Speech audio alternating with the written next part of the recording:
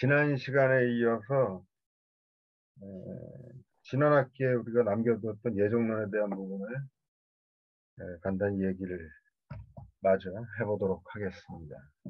칼빈의 그 예정론의 시작은 하나님 말씀 선포, 정확히 표현한다면 설교에서부터 시작이 되고 있습니다. 그래서 우리가 보는 제5판 기독교 강요의 21장, 3권 21장에 보면은 하나님 말씀 선포가 말씀이 선포되어지는 곳과 되어지지 않는 곳이 있고, 또 선포된다 그래서 모두가 또 동일한 반응이 나오는 것이 아니다, 이렇게 이제 시작을 하고 있는데, 여기서 일단 그 암시적으로 시작되는 것처럼 말씀 선포가 예정론의 출발점이라는 말씀을 드렸습니다. 그런데 이 말씀 선포가 지난 시간에도 잠깐 말씀을 드렸지만 단순히 하나의 그 설교자의 예배 중에 하나의 행위로 보고 있는 것이 아니라, 칼빈에게 있어서는 오늘도 우리를 찾아오시는 그리스도에게 화답하는 곳에 교회가 발생되고, 그 모든 그 교회 실천의 정점에 있는 곳으로 설교를 이해하고 있습니다. 이것은 근본적으로 이제 칼빈에게서 칼빈 신학뿐 아니라 이후에 바르트까지 이어지는 개혁교회 신학의 가장 큰 카테고리를 본다 그러면 소위 말하는 계약이라는 것이 있습니다.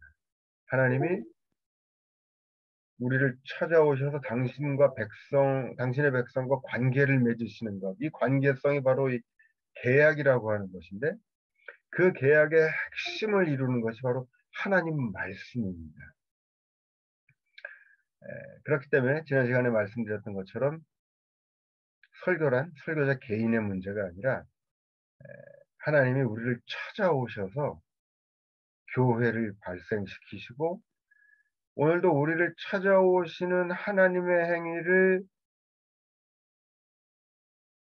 그대로 드러내기 위한 교회 모든 실천의 가장 대표적인 정점에 있는 것이 이제 설교라는 말씀을 드렸습니다. 제가 이 하나님 말씀 이해를 사실은 그 칼빈 강의를 시작하면서 이미 몇 차례 드렸는데, 예정론하면서 다시 한번 말씀을 드리는 이유는 이 강의에 처음부터 함께 하시지 않는 분도 계시기도 하지만, 또 이제 4권으로 넘어가서 우리가 4권을 다룰 때 보면 집중적으로 칼빈이 4권에서 이제 교회론을 다루면서 교회의 핵심적인 본질로서 하나님 말씀을 계속 언급을 합니다. 하나님 말씀과 성찬을 중심으로 한 성례전 두 가지를 이제 교회의 표식으로 얘기를 하거든요. 그랬을 때 이제 하나님 말씀 이해를 우리가 정확히 하지 않으면 안 되기 때문에 다시 한번 하나님 말씀에 대해서 지난 시간부터 말씀을 드리는 겁니다. 하나님 말씀이라고 하는 것은 그가 우리를 찾아오셔서, 그가 특정한 무리를 찾아오셔서 그 상황에 맞도록 당신의 뜻을 그들을 통해서 그들을 변화시키시면서 드러내시는 하나님의 행위, 하나님의 사건, 운동. 이것이 하나님 말씀이라고 말씀을 드렸습니다. 그래서 이제 훗날 바르트가 정의를 하면서 하나님 말씀은 내용적으로 정의될 수는 없다. 왜냐하면 하나님은 상이한 역사적 상황 속, 성서가 이미 증언하는 것처럼 상이한 역사적 상황 속에 거기에 맞도록 당신의 뜻을 드러내시기 때문에 하나님 말씀을 내용적으로 우리가 절대적으로 이거다라고 정의할 수는 없다는 것입니다. 제가 말씀을 한 예를 드렸는지 모르겠는데, 사무엘 같은 경우도 하나님이 이제 사무엘은 우리가 잘 아시는 것처럼 이스라엘의 마지막 사사입니다. 사사로 부르죠. 사사라고 하는 체제를 잠깐 얘기를 드려본다면은, 사실 그 이스라엘의 출발 자체가 잘 아시는 것처럼 이집트의 파라오라고 하는 으로 대변되는 신정 질서 속의 최하층의 노예 집단이었단 말이죠. 신정 질서를 깨고 이 이집트의 최하층 노예들이 탈출을 시도하죠. 그러면서 그 이집트 노예들이 우리를 이끌어내는 분은 바로 여호와 야훼라고 하는 신이다라고 고백을 합니다. 그러면서 이제 그들이 광야 생활을 거쳐서 가나안에 입성을 하죠.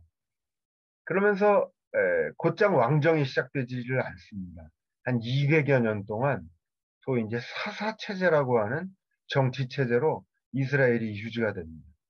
이 사사라고 하는 정치 체제는 굉장히 특이하죠. 한편으로 보면 평민과 똑같습니다. 일반 백성과. 그러다가 백성 가운데 송사가 생기면 재판관의 역할을 합니다. 그래서 우리가 사사기를 또 판관기, 재판하는 판관기라고도 부르는데, 그러다가 다시 또 일반 백성과 똑같은 신분으로 돌아갔다가 이 전쟁이 생기면 군의 사령관 역할을 또 감당하기도 합니다. 그러다 전쟁이 마치면 다시 일반 평민의 신분으로 돌아오는 이제 특이한 사사라고 하는 체제를 한 200년 정도를 흘러갑니다. 이 사사 체제를 가만히 보면 이런 형태의 정치 체제가 가능했던 것도 사실은 출애굽부터 시작이 된다고 볼 수 있습니다. 왜냐? 인간이 인간을 지배하는 이집트의 정치 체제 하에서 최하층에 속했던 노예들이 탈출했고, 그러면서 이 노예들이 가나안에 정착하면서 그들은 그 어떤 인간도 자신들을 다스릴 수 없고 오직 우리를 다스리는 분은 유일한 여호와 하나님뿐이다라고 하는 이런 기본적인 사고를 갖습니다. 바로 그러한 역사적 배경 속에서 비로소 사사 체제가 이해가 가능하겠죠. 그러다가 사사 200년 정도 흘러왔는데 또 이제 마지막 사사라고 불리는 사무엘이 이제 사무엘서에 보면 연로했고 두 아들들이 소위 이제 세습을 했습니다. 근데 보면은 이 두 아들들이 재판을 굽게 했다 그럽니다. 부정을 저지르는 거죠. 그러면서 이스라엘 백성이 사사에게 와서 왕을 요구한다라는 기록이 있습니다. 그런데 가만히 보면 거기서 이제 한 가지 우리가 또 놓칠 수 없는 것이 그것이 이제 사무엘상 8장에 나오는 내용입니다. 사실은 200년 정도 그런 형태 사사라고 하는 정치 체제가 가능할 수 있었던 것은 그 당시 고대 근동에 사실 이렇다 할 강자가 없었기 때문이기도 합니다. 그러다가 정확히 시기적으로 보면 기원전 한 1050년, 1000년 초반쯤 되면서 고대 근동에 블레셋이라고 하는 강자가 이제 등장합니다. 그리고 또 이집트도 전통의 강호였던 이집트도 호시탐탐 다시 고대 근동의 패권을 잡기 위해 노력하는 그런 시기가 도래하죠. 그러면서 더 이상 어, 사사라고 하는 느슨한 정치 체제로서 이스라엘이 생존이 어려운 시기가 이제 도래하게 되는 겁니다. 대개 사사 말기가 그런 또 정치적인 고대 근동의 역학을 가지고 있습니다. 백성이 이스라엘 백성이 이제 사사에게 와서 사무엘에게 와서 왕을 요구를 합니다. 그런데 사무엘서 8장에 보면 사무엘의 반응이 이를 단호히 거부합니다. 그런데 거기서 더 놀라운 것은 이어지는 하나님의 반응입니다. 사무엘이 하나님께 기도를 드렸는데 하나님이 어떻게 반응을 하시냐면 이 백성이 너를 배신하는 것이 아니라 나를 배신해서 나를 왕이 되지 못하게 하는 것이다. 이렇게 이제 나와 있습니다. 사실 짤막한 보도지만 그 보도를 통해서 알 수 있는 것은 사실 사무엘이 인간적으로 얼마나 깊은 배신감을 가졌을까. 어쨌거나 아무리 사사라 그래도 사무엘은 특권층이면 분명했죠. 200년을 끌고 왔던 지배계층이기도 했는데 사무엘은 인간적으로 받아들일 수 없습니다. 물론 거기에는 말씀드렸던 것처럼 이스라엘의 출발도 그러했지만 사무엘이 하나님께 얼마나 구구절절 배신감에 기도를 했겠습니까? 하나님의 반응은 저들은 너를 배신하는 것이 아니라 나를 배신하는 거다. 이렇게 말씀을 하십니다. 그런데 더 놀라운 것은 그러면서 하나님은 저들에게 왕을 허락해 주라라고 말씀하십니다. 저는 사실 이 대목에서 역시 또 보는 것이 하나님이 변화되는 세상 속에서 어쩌면 인간 사무엘보다 먼저 변화하시고 당신을 적응시키시면서 백성들에게 살 길을 열어주신다라는 예, 사실을 우리는 여기서 발견하게 됩니다. 내용적으로 보면 하나님 말씀에 하나님의 뜻을 내용적으로 보면 이전에 출애굽했을 당시와 지금 사사시대 200년을 거친 후에 하나님 말씀의 내용이 달라집니다. 바로 이처럼 하나님의 말씀은 내용적으로 정의될 수 없습니다. 왜?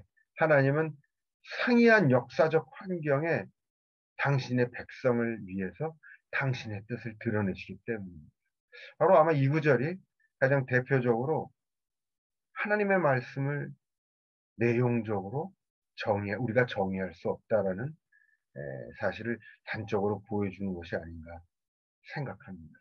사실 관련해서 대번에 이제 이 대목에서 우리가 할 수 있는 질문은 야, 하나님이 모든 것을 주관하시고 아실 텐데 이제 이런 질문이죠. 우리가 그 코로나 시대를 맞아서도 벌써 이제 햇수로 3년이 넘어가고 있습니다만은 코로나가 처음 터졌을 때 사실 믿지 않은 많은 이들은 거 봐라.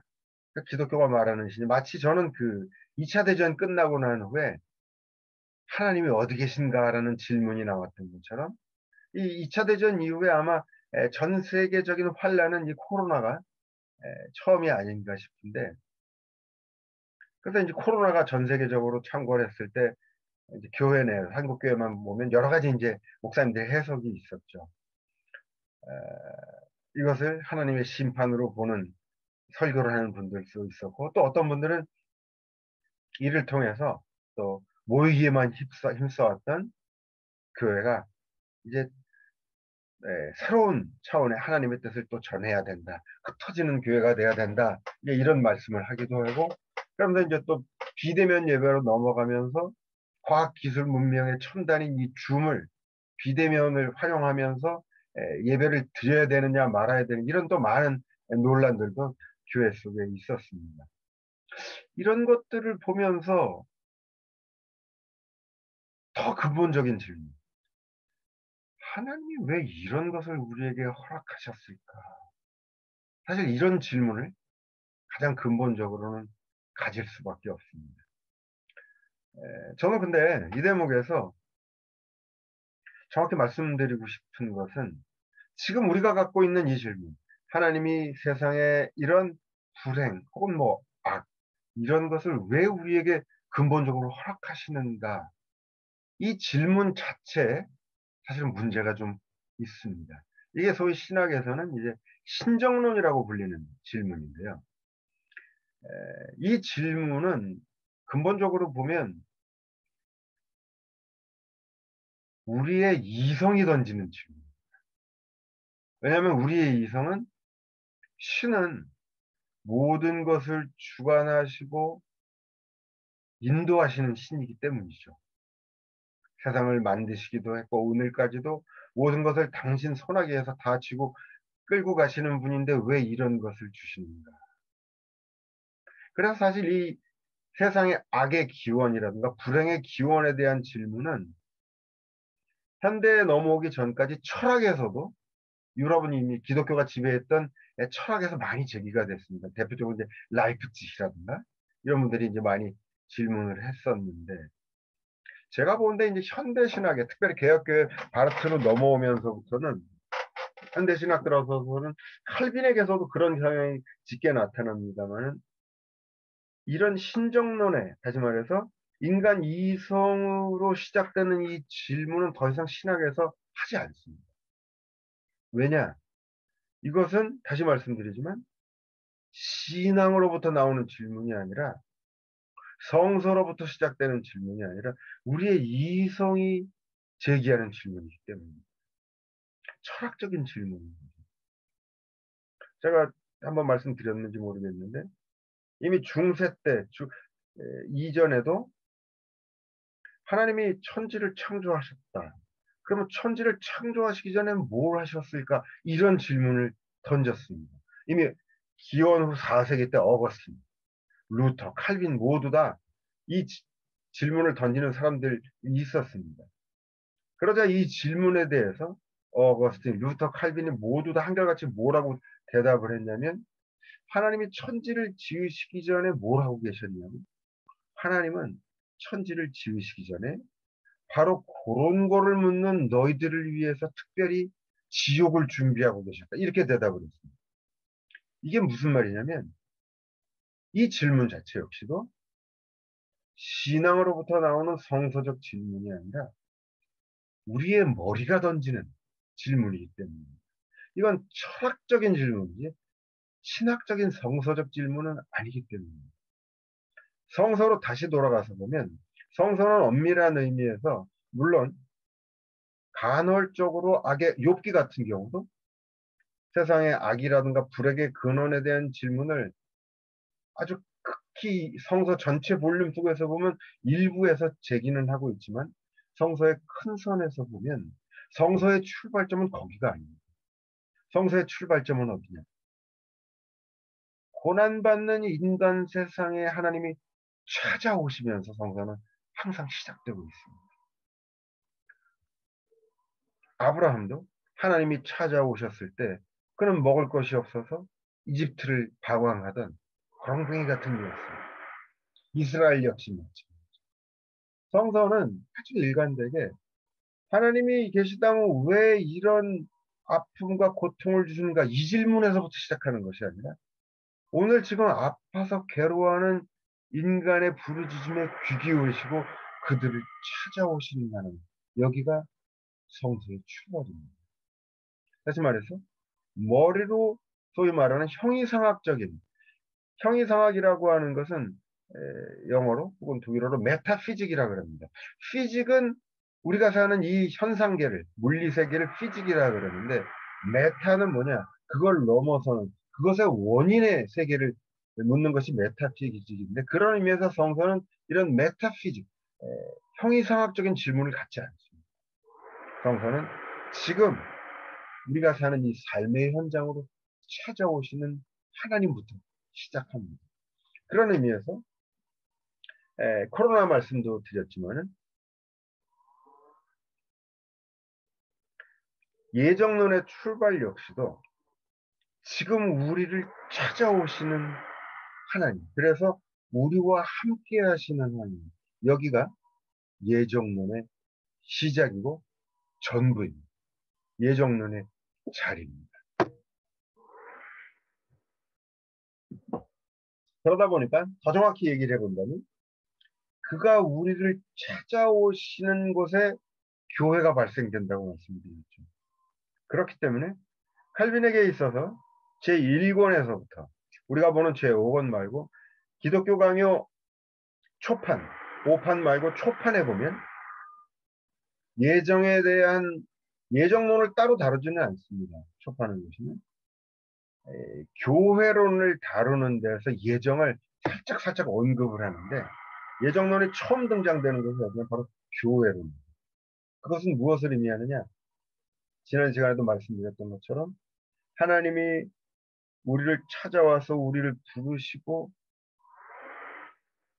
교회를 이끄시고 우리가 교회와 함께 하나님의 뜻을 묻고 실현나가는 바로 여기에서 칼빈은 예정을 고백합니다. 그가 우리를 부르셨고 선택하셨고 인도하신다. 여기서 자연스럽게 나오는 결론은 뭐냐? 우리가 많이 오해하고 있는 것처럼 칼빈의 예정론은 그 시작이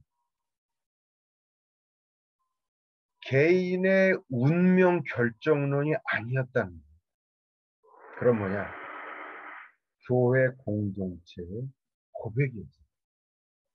이것이 칼빈의 기독교 강요 마지막 판, 5판만을 봐서는 결코 알 수 없는. 그래서 제가 지난 시간에 잘난 체 한번 말씀드렸지만 제가 이제 예정론을 하기를 했지만 칼빈 같은 경우에 일판에서부터 처음부터 또 기독교 강요 말고 예정론과 관련된 단행본들을 다 분석을 하다 보면 5판만 가지고는 우리가 지금 보는 마지막 판만 가지고서는 예정론을 쉽게 단정할 수 없다라는 결론에 이르게 된다는 것.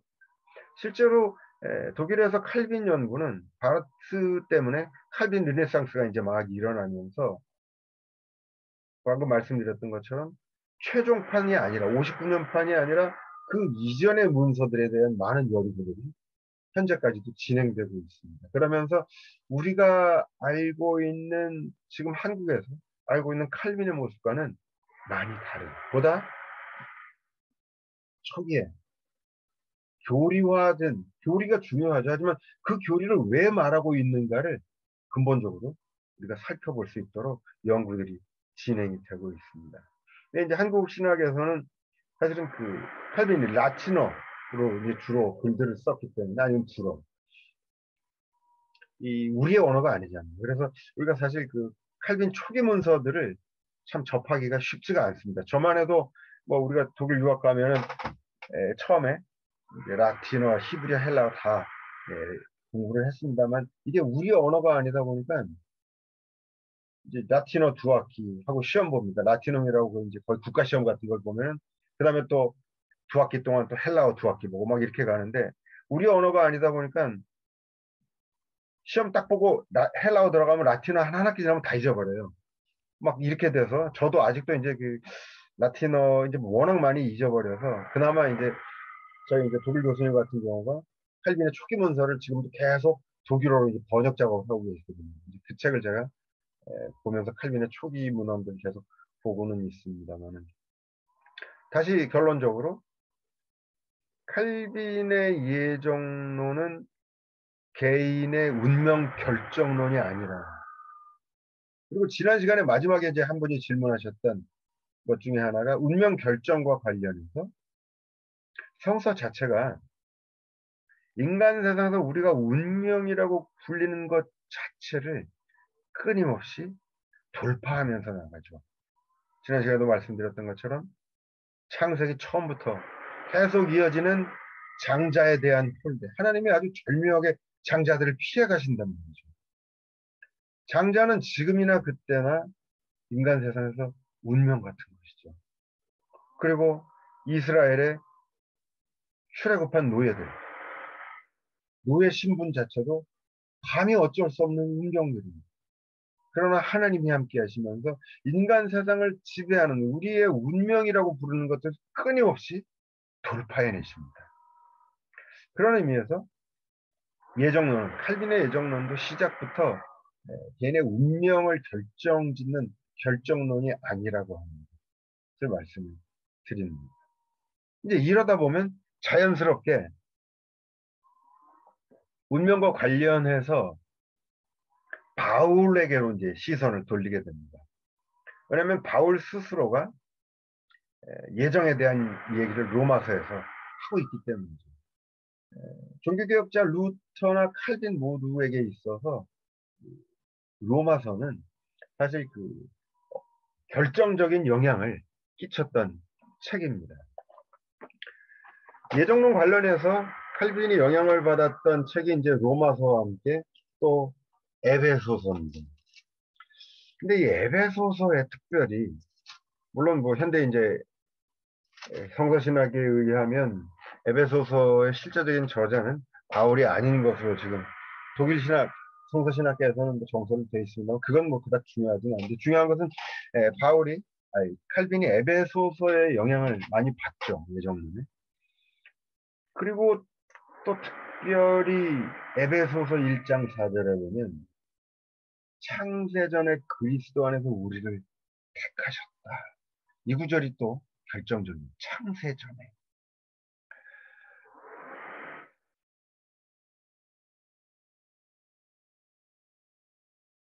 이 구절을 칼빈 역시도, 이건 뭐 칼빈뿐 아니라 루터도 그대로 이제 가지고 받아들이죠.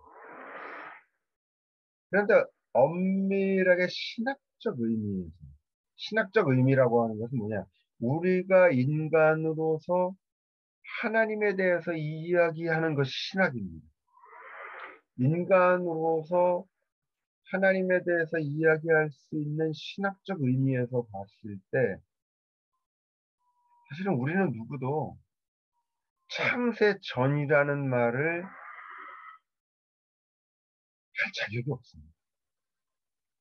이건 우리의 인식 능력 밖에 있는 문제입니다. 물론 이제 그래서 종말론적 차원에서 본다면 이렇게 해석할 수 있습니다. 이런 해석도 실제로 독일 신학에서 있습니다. 린데만이라고 개혁교회 신학의 아주 유명한 신학자 같은 경우도 이 창세전은 우리가 흔히 생각하는 것처럼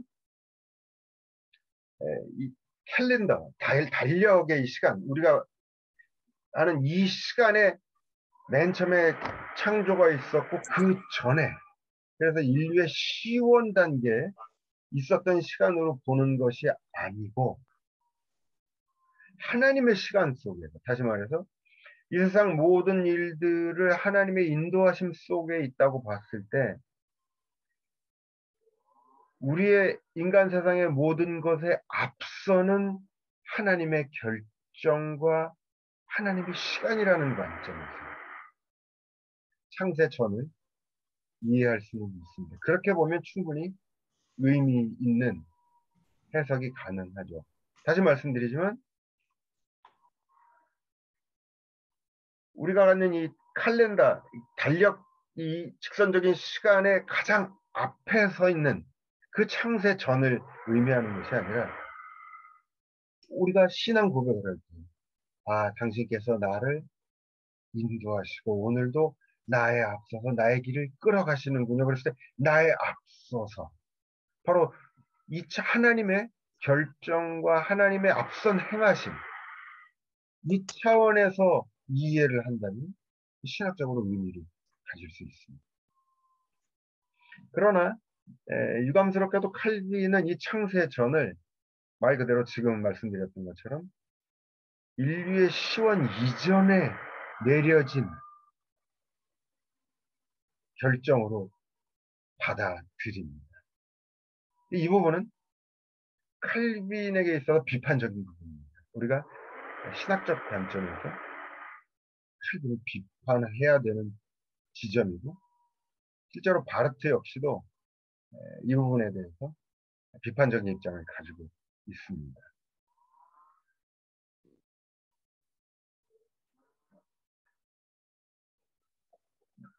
그리고 이제 관련해서 또 제가 지금 드리는 이 칼빈 예정론과 관련된 단점, 비판점들은 주로 이제 바르트가 자신의 예정론, 바르트는 예정론이라는 표현을 안 씁니다.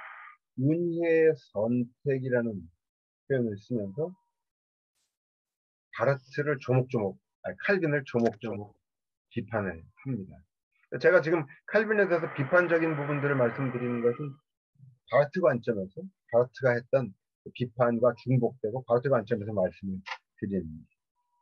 결정적인 또 문제 중에 하나는 이것도 우리가 함께 생각해 봐야 되는데 아까 처음에 칼빈의 59년 판 마지막 판 기독교 강요에서 칼빈 예정론의 출발이 어디였는가를 잘 보면 봤더니 야 설교가 어디서나 다 일어나는 것도 아니고 설교가 일어난다 그래도 말씀이 선포된다 그래도 누구나 다 똑같은 반응을 갖는 것이 아니더라.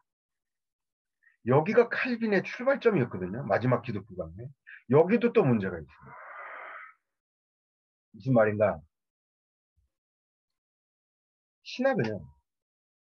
소위 말하는 일반의 세상의 경험과학이라고 불리는 세상의 학문과 어디서 갈라지느냐. 세상의 학문은 말 그대로 경험적인 사실로부터 시작이 됩니다. 그러면 그 관점에서 보면 칼빈이 지금 경험적으로 야 이런 경험이 있는데 이거 하나님이 예정을 하셨기 때문이야라고 좀 답을 주는 건데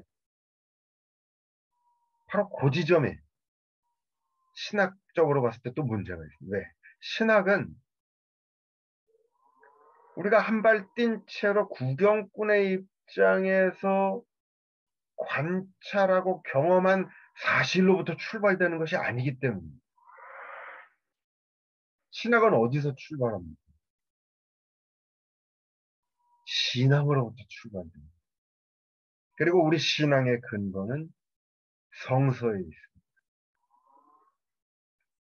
그래서 바르티아니로 구분되는 하인츠 오텐이라고 하는 칼빈 예정론의 전문가는 이런 얘기를 합니다. 바로 이 경험적인 출발을 정확히 칼빈에게 있어서 지적을 하면서 칼빈은 성서를 펼치기 전에 이미 신학적 결정을 내리고 있다. 이 말은 뭐냐? 칼빈의 예정론의 출발점이 성서, 우리의 신앙이 아니라 경험적인 사실에서부터 출발하고 있다는 겁니다. 그러니까 조금 더 이 얘기를 구체적으로 해본다면 경험적인 사실을 인식하는 것은 우리의 이성입니다. 우리의 이성은 항상 지난 시간에도 잠깐 말씀드렸던 것처럼 모든 것들을 대할 때 한 발 뛴 채로 소위 객관적으로 손님의 입장에서 바라봅니다. 그래서 제가 지난 시간에 말씀드렸던 것처럼 그래서 인간의 이성은 자연과학을 근거로 해서 오늘날 물질 문명을 발전시켰다고 말씀드렸습니다. 하지만 바로 그만큼 인류는 심각한 생존의 위기에 봉착해 있습니다. 이것이 바로 소위 객관적인 사유가 갖고 있는 빛과 어두움입니다. 왜? 인간 이성은 항상 한 발 뛴 채로 칼빈이 이 사실을 사실 정확히 알고 있어요. 그래서 일본에서도 보면 칼빈이 아주 특이하게 어떤 표현을 쓰냐면 구경꾼의 입장에 서지 말라는 얘기를 합니다. 구경꾼은 뭐냐? 인간 이성입니다. 한 발 뛴 채로 바라보는 겁니다. 뭐가 문제냐? 한 발 뛴 채로 인간 이성은 모든 것을 분석하고 또 변화시킵니다. 그러나 한 발 떨어져 있기 때문에 정작 자기 자신은 전혀 바뀌지 않습니다. 이게 소위 말하는 지식인들의 한계입니다. 지식인들이 약해요. 한 발 뛴 채로 모든 것을 다 판단하는데 그러나 항상 한 발 뛴 채로 모든 것을 판단하고 항상 모든 것의 왕과 주인으로 행세를 하지만 정작 자기 자신은 바뀌지 않습니다. 하나님 역사 안에 들어가지 않습니다. 그래서 경험적 출발이 아니라 반면에 우리가 이성이 먼저가 아니라 신앙이 먼저라고 하는 것은 뭐냐?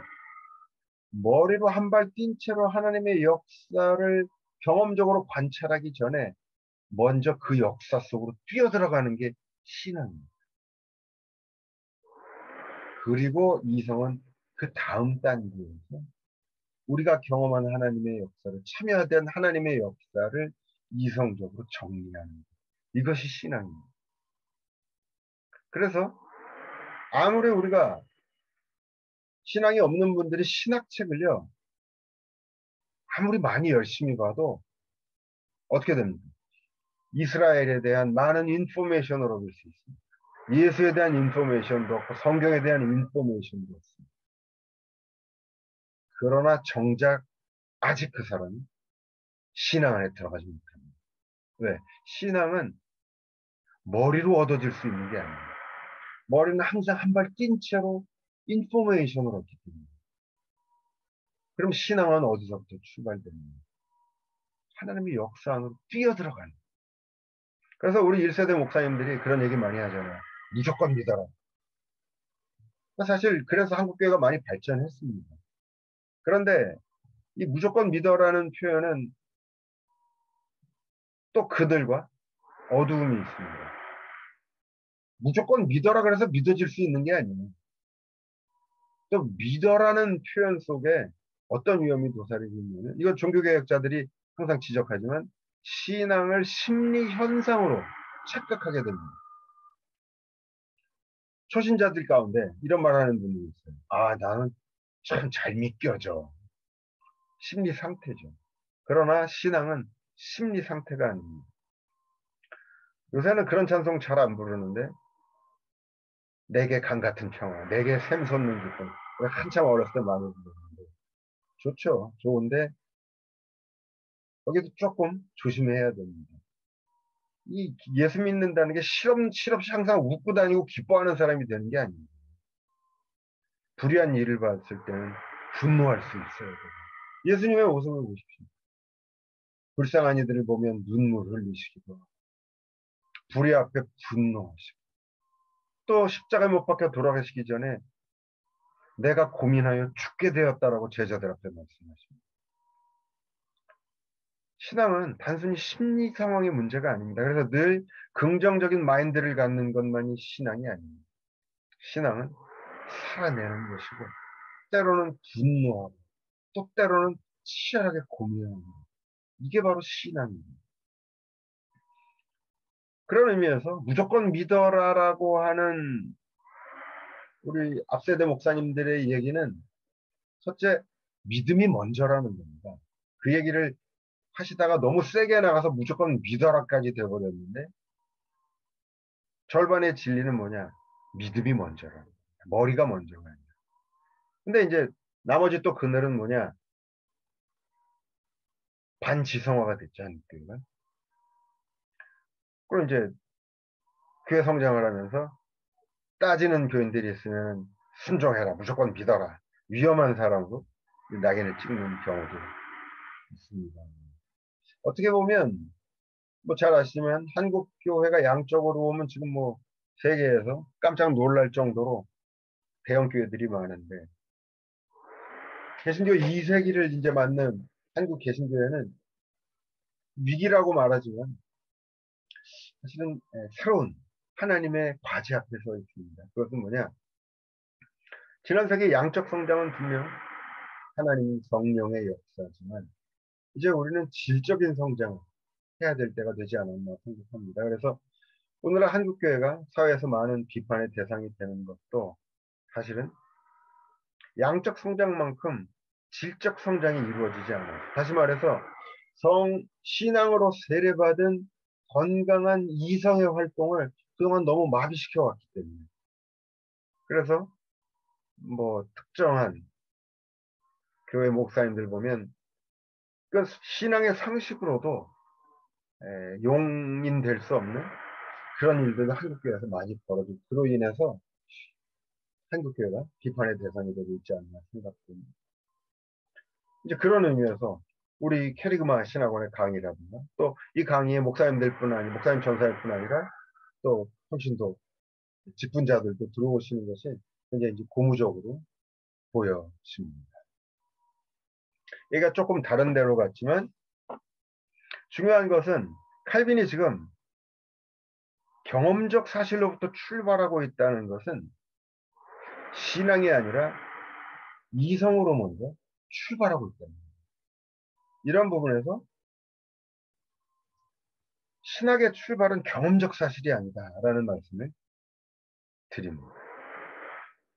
근데 칼빈이 또 전적으로 예정론을 보다 보면 마지막 판에서 전적으로 또 이성적으로만 흘러가지도 않아요. 가장 대표적인 것이 지금 경험적 사실론을 가지고서 예정론을 출발시켜 놓고서도 뒤에 가면 또 뭐라고 얘기를 하냐면 누가 구원받고 하나님의 선택을 받았는지는 아무도 모른다고 해요. 우리가 할 수 있는 일은 그들을 위해서 기도하는 것입니다. 그리고 우리의 눈에 비록 구원을 못 받은 자로 보일지라도 그가 구원받을지 못 받을지는 하나님만이 아신다. 이렇게 얘기합니다. 이건 사실 신앙적인 자세로 이제 또 다시 돌아오는 거죠. 그런 부분은 또 칼빈이 가지고 있습니다.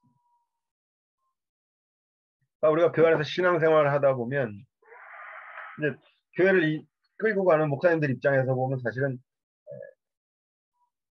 딱딱 교육 차원에서 딱딱 분질러지게 이제 얘기를 해줘야 될 상황이 있기는 합니다만은 그래도 교회는 끊임없이 목사라 그래서 쉽게 누구를 정죄하거나 선악간의 판단을 쉽게 내리고 실제로 칼빈이 또 엑스커뮤니케이션이라 그래서 출교 얘기를 하면서도 교회론에 보면 이겁니다. 출교당했다 그래서 그가 하나님의 구원에서 제외된 것도 아니라고 합니다.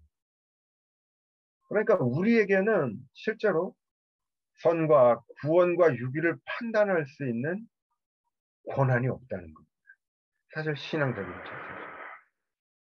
관련해서 이제 바르트 얘기를 잠깐 해본다면 가룟 유다 얘기를 이제 바르트가 또 예정론하면서 합니다. 칼빈은 하지 않지만 사실 이 가룟 유다에 대한 문제는 성서 자체를 놓고 보면 굉장히 뜨거운 감정입니다. 유다는 예수님을 팔아 넘겨버렸죠.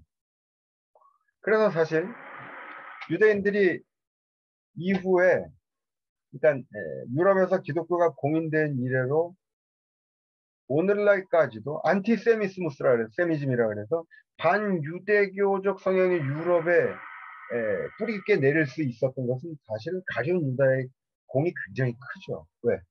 기독교가 공인이 되고 난 다음에 유럽에서는 유대인들을 이스라엘을 어떻게 봤느냐? 예수를 살해한 민족으로 본단 말이죠. 그래서 유대인들은 뭐 오늘날도 그렇지만 중세를 거치면서 참 살기가 힘들었죠. 거주 이전의 자유가 제약됐었고 그래서 이제 그 사람들이 자기네들끼리 몰려 사는 게토가 그때부터 나온 겁니다.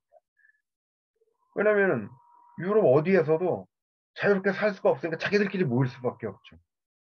그래서 게토가 이제 거기서부터 시작이 됐는데 가룟 유다의 구원의 문제는 근데 이런 질문도 얼마든지 우리가 던져볼 수 있습니다. 바르트는 유다와 관련해서 보면 유다라고 하는 이름에 집중을 합니다. 뭐냐? 예수님의 직계 할아버지가 바로 야곱의 넷째 아들이었던 유다였어요. 사실 이 유다는 그런 의미에서 예수를 위해서 훗날 예수님을 위해서 선택된 아들이었습니다. 첫째 아들도 분명 아니었죠. 넷째였죠. 그런데 바로 그 예수를 팔아버린 이유들이 유다였습니다.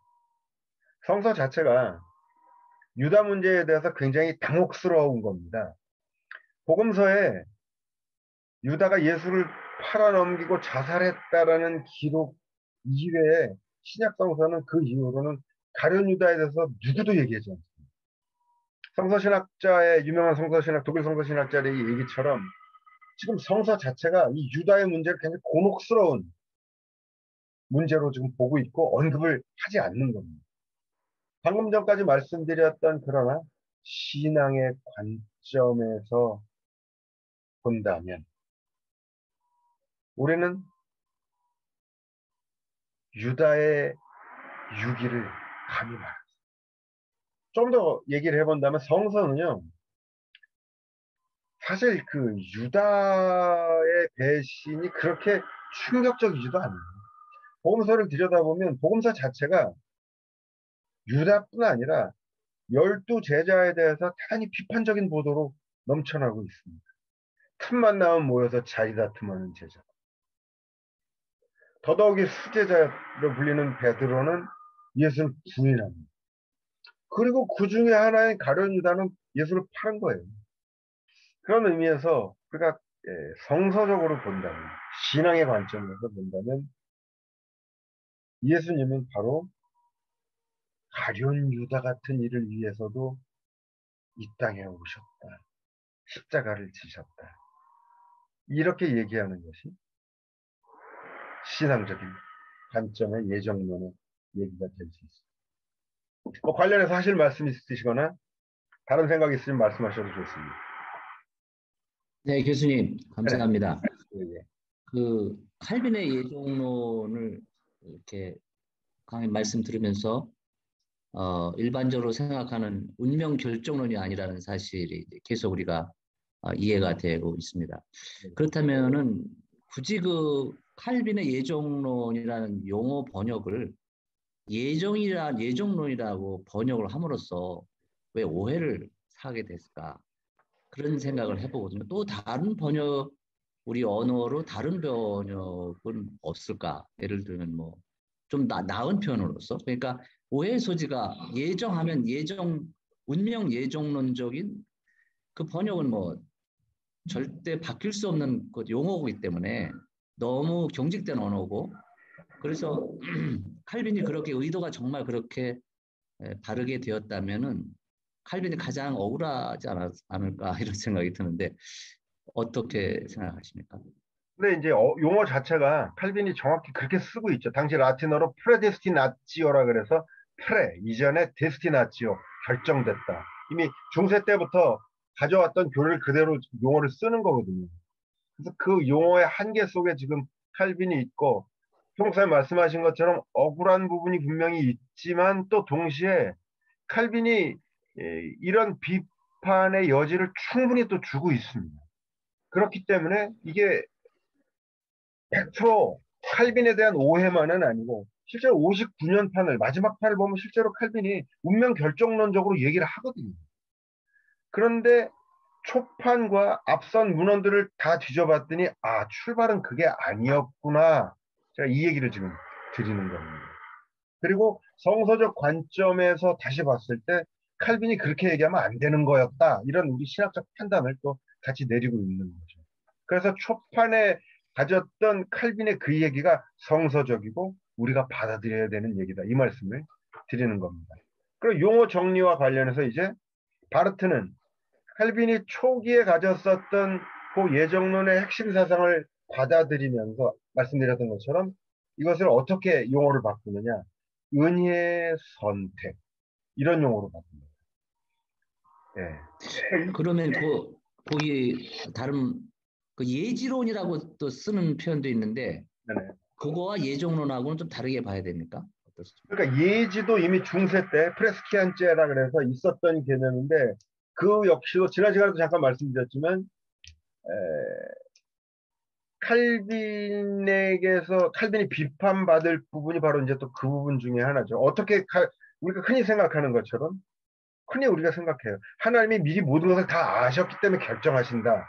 이제 이런 논리거든요. 칼빈일지도. 그러나 우리가 지금 말씀 나누고 있는 이 맥락에서는 그렇게 이야기는 사실은 또 안 되죠.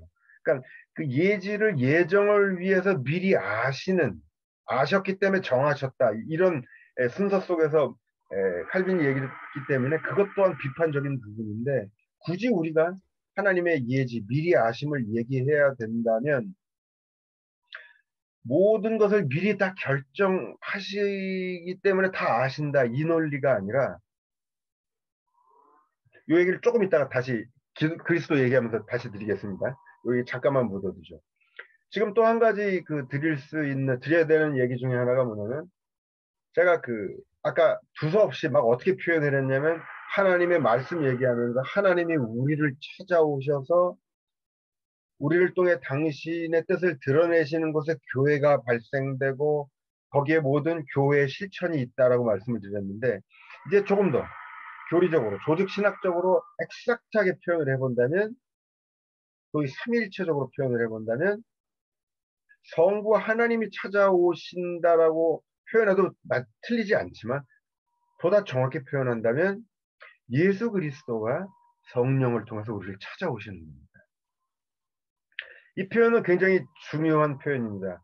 삼위일체적으로 우리가 나눠본다면 교회는 엄밀한 의미에서 성부 예수 그리스도의 영역입니다. 그리고 교회 밖 세상은 성부 하나님, 창조주 하나님의 영역입니다. 물론 그렇다 그래서 교회 안에 성부 하나님의 함께 하심이 없는 그게 아니죠. 삼위일체이기 때문에 또 그러나 삼이라는 관점에서 신학적으로 구분을 이렇게 해본다면 이제 그렇게 나뉘어질 수 있는 거죠. 이 말은 조금 더 심각한 질문을 낳게 합니다. 무슨 말이냐? 예전과 관련해서 하나님이 모든 것을 창세 전에 결정하셨다. 하나님, 성부 하나님. 이러면 이제 예정의 주체가 누구냐? 성부 하나님입니다. 그런데 말씀드렸던 것처럼 칼빈 예정론의 시작은 교회 공동체의 고백이었단 말이죠. 그 말은 뭐냐? 방금 전에 제가 표현을 바꿔서 말씀드렸지만 교회 오늘 우리를 찾아오시는 분은 엄밀하게 삼일체적으로 보면 예수 그리스도예요. 이렇게 되면 어떻게 되느냐? 예정의 주체가 성부 하나님이기도 하지만 동시에 예수 그리스도이기도 한 겁니다. 이 말은 또 굉장히 중요한 여러 가지 사실을 생각하게 만듭니다. 어거스틴은 정확히 예수 그리스도를 뭐라고 예정하면서 뭐라고 얘기했냐면 예수는 우리 예정의 거울이라고 얘기해요. 다시 말해서 예수를 보면 우리가 예정받은 인간들이라는 사실을 알 수 있는 비춰주는 거울이라고 봤습니다. 맞는 말이 같지만 여기에 한 가지 문제가 있죠. 뭐냐? 어거스틴만 해도 아직 예수 그리스도를 예정의 주체로까지는 보고 있지 않은 겁니다. 예정의 대상. 하나님의 선택받는 인간으로서만 지금 보고 있습니다. 그리고 이 부분은 루터도 그랬고 칼빈 역시도 그런 부분이 있습니다.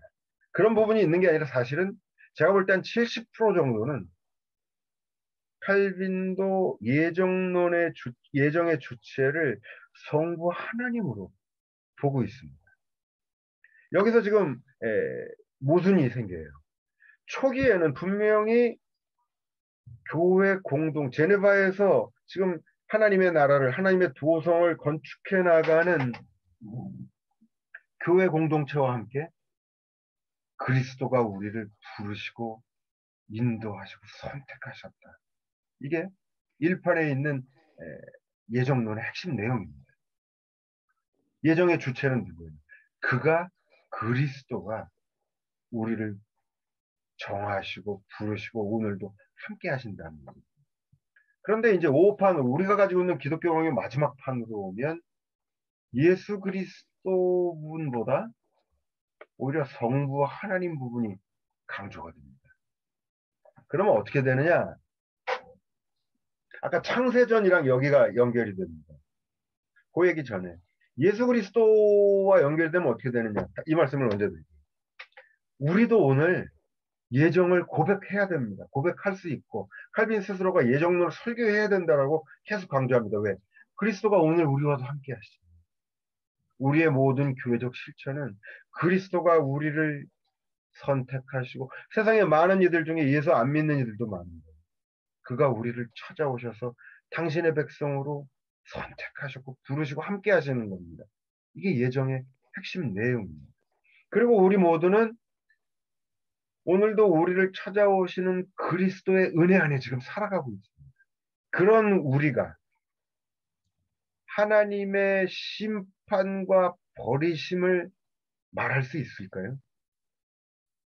그리스도의 은혜 안에 있는 우리는 하나님의 버림과 유기를 알지 못합니다. 이게 바로 그리스도의 관점에서 보는 예정론입니다. 칼빈도 사실은 이 부분 때문에 하나님의 유기 부분을 우리가 결정할 수 없는 얘기라고 얘기를 하는 겁니다. 왜? 우리는 지금 하나님의 은혜를 경험하면서 은혜하면서 사는 자들입니다. 그리고 이제 이 부분을 칼바르트는 신학적으로 더 정리를 해냅니다. 이게 소위 이제 이중 예정이라는 거죠. 59년판에 칼빈이 정확히 얘기하는 겁니다. 대칭적으로 하나님이 선택한 사람들이 있으니까 빛이 있으면 그늘이 생기는 것처럼 버린 사람들도 있다. 이게 이제 이중 예정입니다. 대칭적인 이중 예정인데 칼빈은 이중 예정을 바로 하나님의 선택과 유기의 관점에서 대칭되는 것으로 얘기했는데 바르트는 이중 예정이라고 하는 단어를 그대로 받아들이지만 내용을 완전히 바꿨습니다. 어떻게? 제가 지금 말씀드렸던 것처럼 그리스도의 은혜 안에 살아가는 우리는 하나님의 선택과 은혜만을 말할 수 있습니다. 하나님의 심판과 유기. 그런데 이것도 말할 수 있어요. 누구에게 말해야 됩니까? 그 하나님의 심판과 유비는 바로 예수 그리스도가 지셨다. 그리고 우리에게는 하나님의 선택과 은혜가 허락됩니다. 하나님의 심판과 유비는 예수 그리스도가 지시고, 이런 의미에서 이제 이중 예정을 받아들이는 것. 내용이 완전히 칼빈하고는 바뀌었죠. 그렇기 때문에 우리는 지금 바르트에게 와서 완성된 형태로 드러나는 그리스도를 통한 예정, 여기로 지금 가는 도상에서 칼빈이 그렇게 시작을 했다가 그리스도의 신앙으로부터 한 발 뛰면서 경험적 사실들을 보면서 야, 저 안 믿는 놈들은 하나님이 버린 놈들이야, 이렇게 나갔는데 그렇게 가면 안 된다는 거예요. 우리는 항상 그리스도의 은혜 안에서, 신앙 안에서 모든 것을 봐야 돼요. 우리가 경험하는 것은 하나님의 은혜고, 서로 하나님의 은혜 안에 없는 것처럼 보일지라도 우리는 그들을 향한 하나님의 심판과 유기를 알지 못합니다. 우리가 아는 것은 그리스도의 은혜뿐입니다. 왜? 우리가 그 안에 들어있습니다. 그러나 칼빈은 말씀드렸던 것처럼 신앙에서 한 발 뛴 채로 머리로 경험적 사실들을 봤기 때문에 이중 예정으로 나아갔어요. 초기에는 안 그랬는데. 이게 이제 신학 방법론에 대한 문제인데, 신학은 무엇으로 하는가?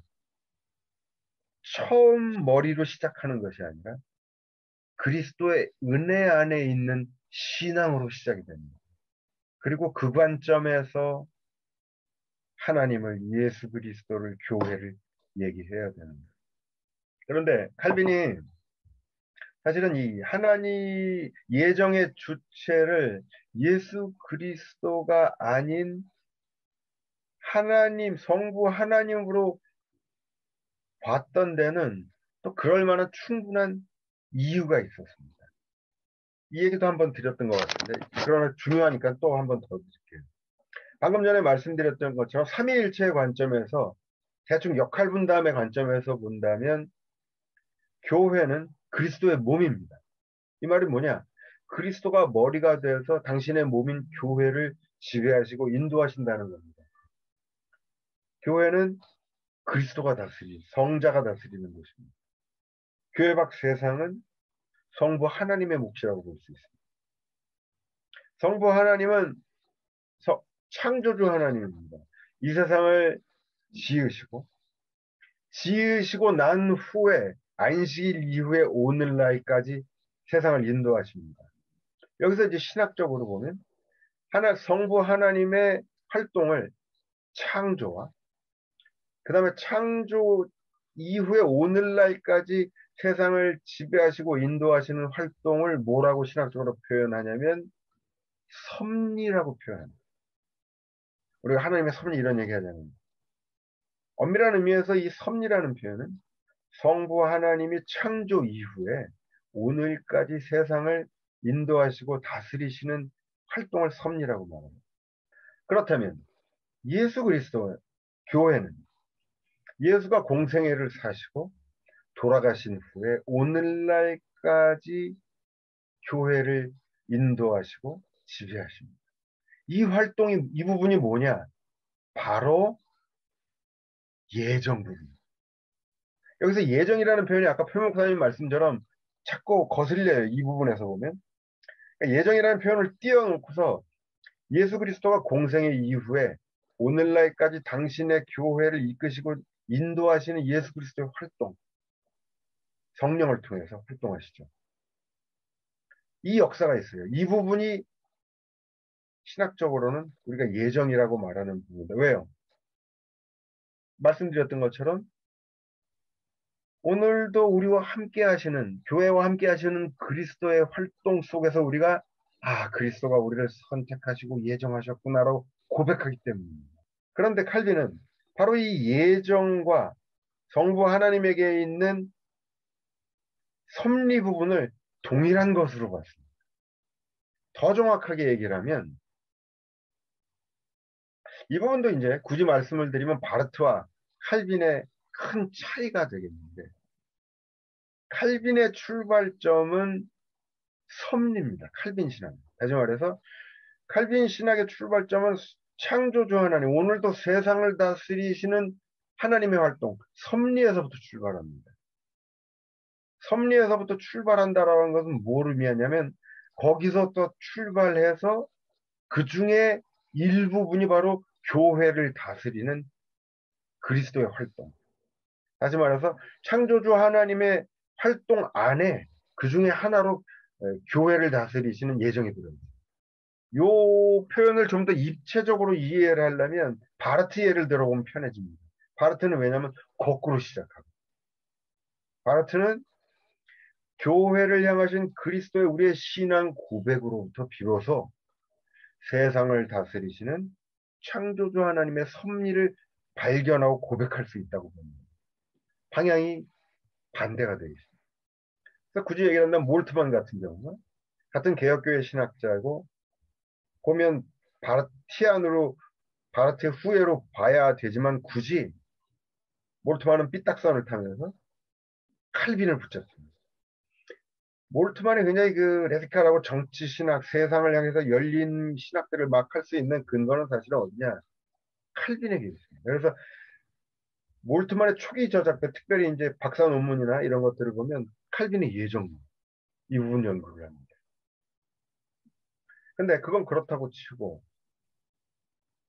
근데 당시에 칼빈 당시에 유럽을 움직이던 정신사조가 크게 두 가지가 있었는데 하나는 스토아 철학이고 또 하나는 에피쿠르스 철학이 있었습니다.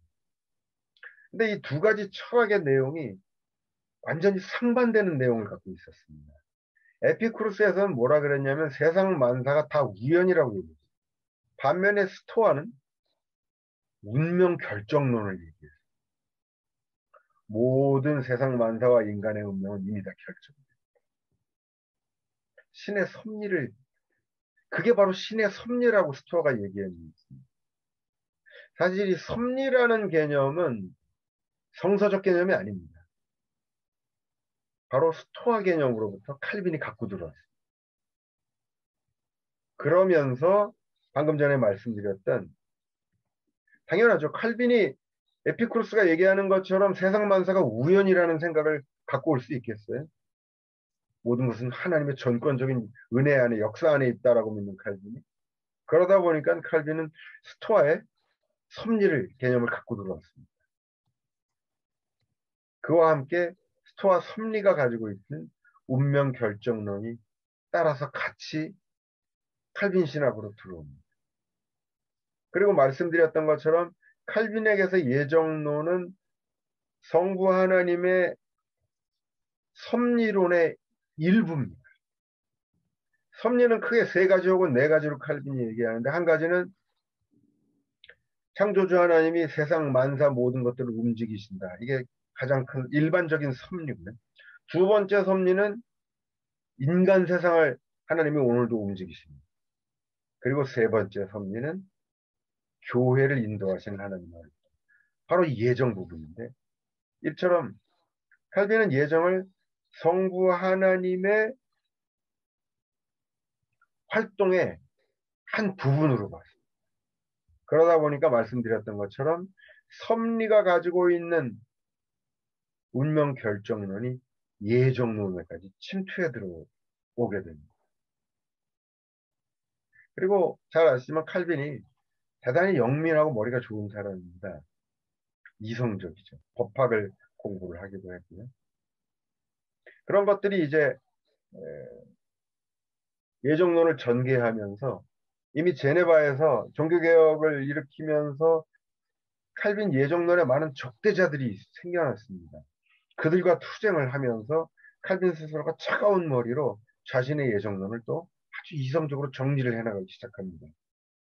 그러면서 처음에 가졌던 신앙으로부터 시작된 그 출발의 고백적 성격이 어떻게 변질이 되냐면 일반 학문들처럼 세상의 경험적 사실들을 이성적으로 해명하는 방향으로 예정론이 변질됩니다. 신학은 여기서 사실은 예정론에서 바르트도 지적했지만 예정론이 왜 중요하냐면 신학이 어떠해야 되는가 하는 것을 단적으로 신학의 성격을 보여주는 것이기 때문입니다. 신학은 세상에 보이는 세상의 학문들처럼 경험적으로 경험적 사실들을 한 발 떨어진 채로 관찰하고 그에 대한 합리적인 답을 주는 것이 신학이 아닙니다. 신학은 그리스도와 함께하는 교회 공동체의 고백입니다. 이 정도 말씀드릴 수 있을 것 같은데 관련해서 뭐 하실 말씀 있으면 하셔도 좋습니다. 한 가지만 더 말씀을 드린다면 아까 예수 그리스도 관련해서요. 이게 이제 우리가 기독교인 그러잖아요. 그리스도인. 우리 신앙의 출발이 어딘지를 항상 놓쳐서는 안 됩니다. 신앙의 출발은 그리스도의 은혜와 역사. 바로 여기거든요.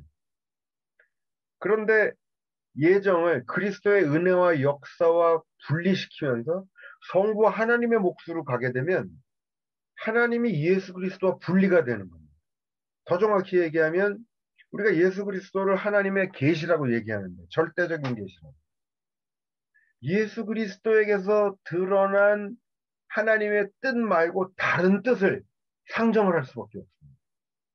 무슨 말이냐?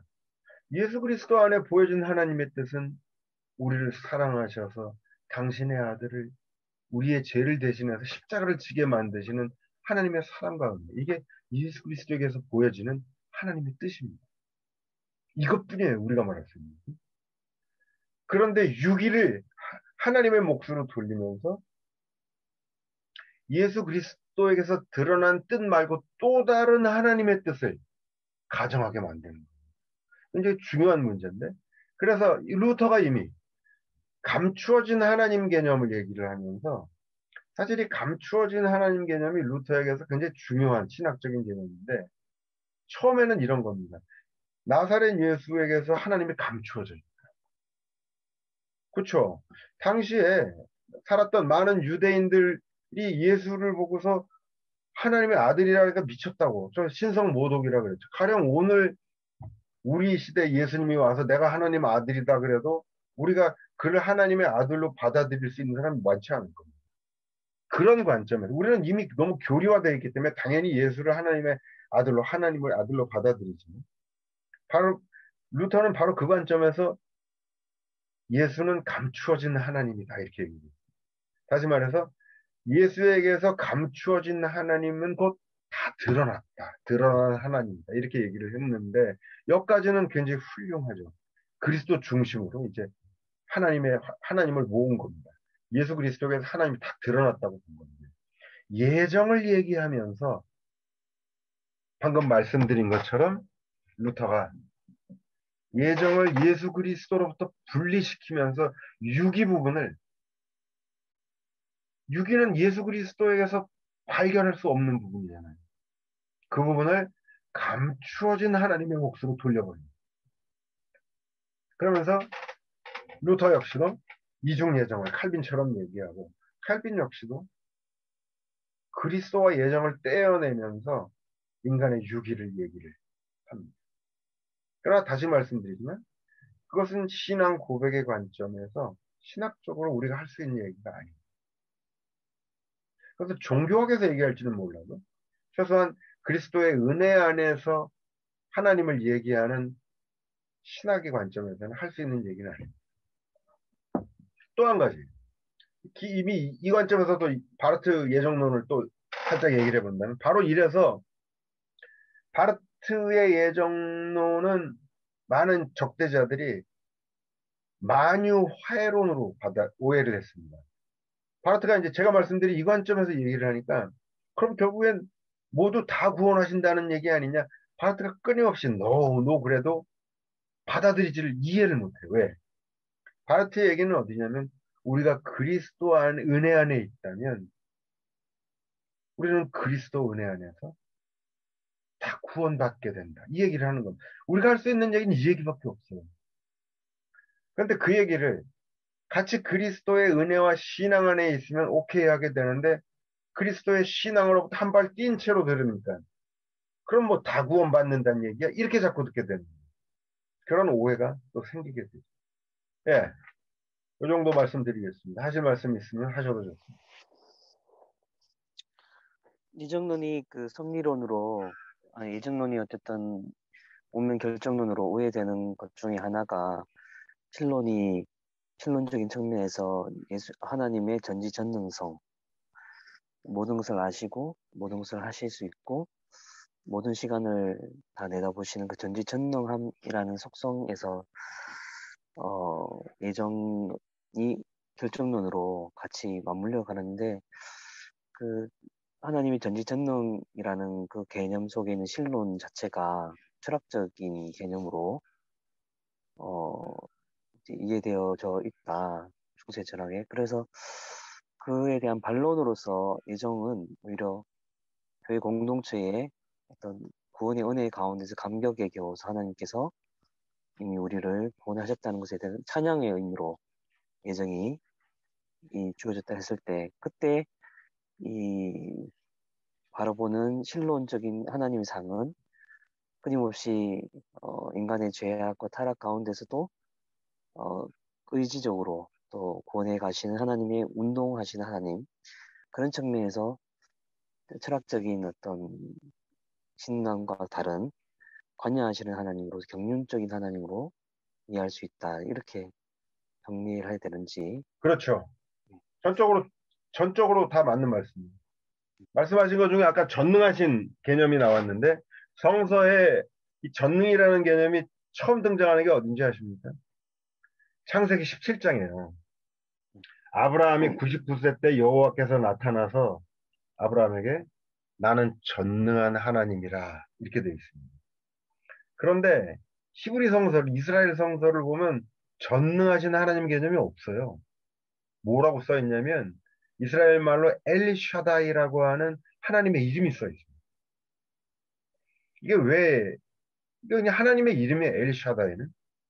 근데 왜 전능한 하나님이 됐냐면 바로 지금 신현학 목사님이 정확히 지적한 것처럼 이 성서를, 히브리 성서를 이제 로마인들이 기독교가 공인되면서 성서를 번역을 하는데